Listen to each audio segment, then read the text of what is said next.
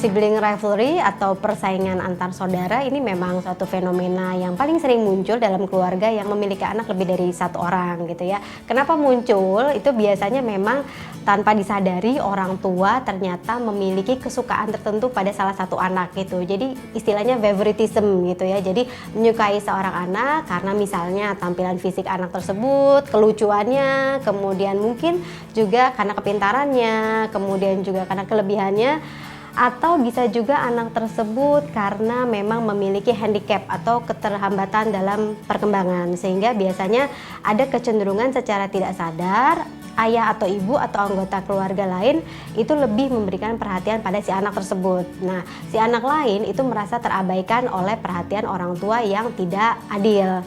Nah, biasanya favoritism ini juga muncul di usia-usia balita gitu. Jadi memang kalau jarak antara anak satu dengan anak lain bisa sangat berdekatan, kemudian dengan jenis kelamin yang sama, atau misalnya bisa juga terjadi pada anak yang sudah lama menjadi anak tunggal. Jadi anak-anak seperti ini merasa perhatian orang tuanya ini sudah tidak sama lagi kepada dia gitu. Biasanya anak yang merasa diabaikan oleh orang tuanya ini, kompensasi dari perasaan tidak nyamannya disalurkan dalam bentuk perilaku, baik secara verbal maupun nonverbal. Secara verbal, misalnya saja si kakak gitu ya yang merasa diabaikan, itu biasanya bisa saja mencemooh adiknya, kemudian bisa saja menghina, mengejek gitu ya, itu dari segi perilaku verbal. Nonverbalnya bisa saja dengan cara mendorong gitu ya, kemudian iseng atau jahil gitu ya, dengan tujuan mendapatkan kepuasan dan mencari perhatian orang tua. Nah, semakin orang tua memberikan perhatiannya gitu ya, si anak pelaku ini gitu ya biasanya akan kembali menguatkan perilakunya, muncul lagi tuh perilaku gangguin adiknya gitu ya. Jadi memang dibutuhkan kepekaan orang tua sendiri bahwa oh ini ada sesuatu yang salah nih dalam pola asuh ayah dan ibu.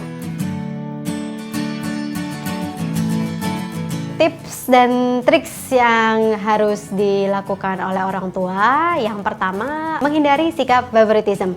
Bagaimanapun setiap anak itu unik, anak itu spesial dan anak itu dinamis. Jadi hindari untuk membandingkan satu anak dengan anak lain.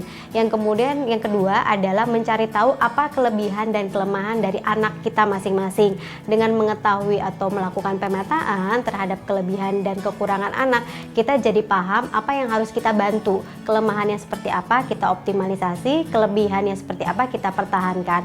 Kemudian yang ketiga, usahakan untuk lebih banyak melakukan aktivitas family time gitu ya, sehingga anak merasa bahwa orang tua itu memberikan perhatian yang sama dengan mereka. Kemudian yang keempat, coba untuk membagi tugas domestik di rumah itu secara adil, sehingga anak yang satu dengan anak yang lain merasa bahwa orang tuanya ini cukup adil dalam memperlakukan mereka.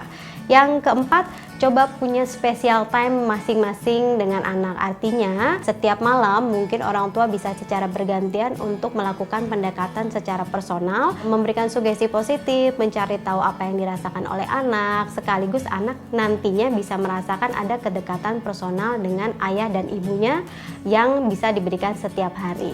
Jadi jangan lupa setiap hari 5-10 menit lakukan aktivitas special time tersebut, sehingga setiap anak biasanya akan lebih memiliki rasa hangat dan rasa dicintai dari orang tuanya.